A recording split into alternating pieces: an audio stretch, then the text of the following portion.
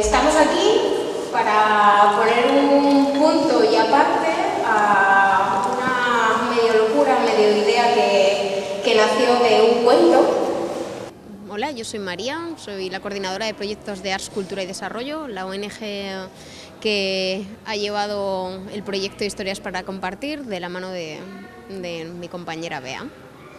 Bueno, yo soy Beatriz Herraiz, soy miembro de Arts, Cultura y Desarrollo, soy la coordinadora de este proyecto, soy profesora además de la Facultad de Bellas Artes y del máster de postproducción, bueno, y del grado, y hemos desarrollado este proyecto, Historias para Compartir, que hoy presentamos. Creemos profundamente en el concepto cultura, en el concepto artístico, como una forma de transformar al mundo, y a través del proyecto de Historias para Compartir nos ha permitido reforzar esta idea. La posibilidad de que haya habido un espacio y un ambiente intercultural, interuniversitario de las diferentes entidades participantes.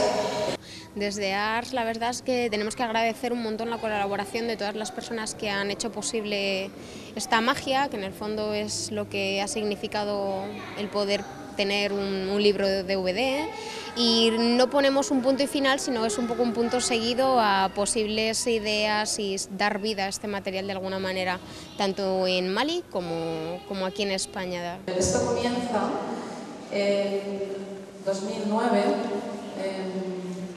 El proyecto se gestó un poquito antes, pero vamos, un primer viaje, vamos a Bamako y hacer un pequeño recorrido en busca de historias, porque, como sabéis, este proyecto parte de las historias, de la importancia de las historias dentro de la sociedad.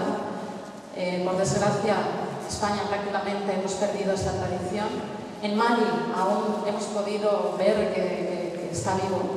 Solo esperamos que la gente pueda disfrutar los escasos minutos que han podido ver, porque detrás de todo esto hay un gran trabajo que está reducido y comprimido en 4 minutos que duran los cortos, que bueno, con mucho trabajo.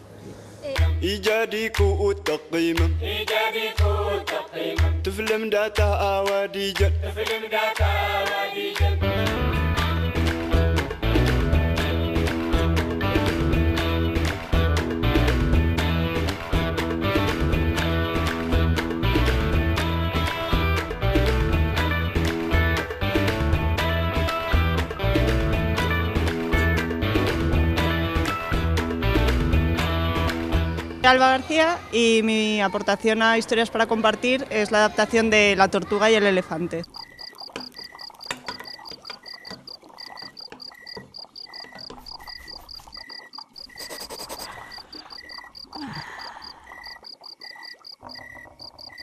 Y una de las premisas que se me ponían era que no podía utilizar la palabra, cosa que después en el proyecto cambió con el tiempo, ha sido un proyecto muy largo.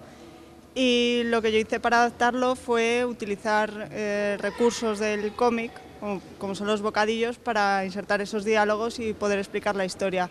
Y aparte puse una mano que está hecha con otra técnica de animación, que es pixilación, mezclada luego con la animación clásica, para reforzar la figura del narrador. Siempre que alguien te cuenta una historia está delante de ti, y ese narrador, yo también quería que se reflejara el narrador en la historia y que apareciera explícitamente y aparece en forma de la mano. Quisimos trabajar con los jóvenes, con jóvenes universitarios, porque un poco ellos iban a ser el relevo, ¿no? Queríamos sensibilizarlos, que asumieran esa importancia del cuento dentro de la tradición y dentro de la sociedad. Y por eso trabajamos con una escuela que es el Conservatorio Balafaseke Kouyaté en Bamako. Vamos a contactar con Mali.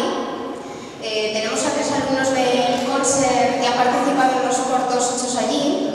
Mira, yo quería saber si los cuentos, los chicos que hay ahí, los conocían, si habían sido transmitidos a ellos por sus padres, por sus abuelos, o los han conocido a raíz del trabajo este.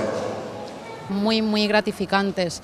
La cooperación entre el alumnado de la universidad tiene muy buena acogida, tanto aquí como allí. Yo creo que por ambas partes están entusiasmados. Y sobre todo yo creo que también rompe barreras en la universidad. Hay que salir a la calle, hay que hacer proyectos reales y hay que participar de manera activa en lo que es nuestra sociedad.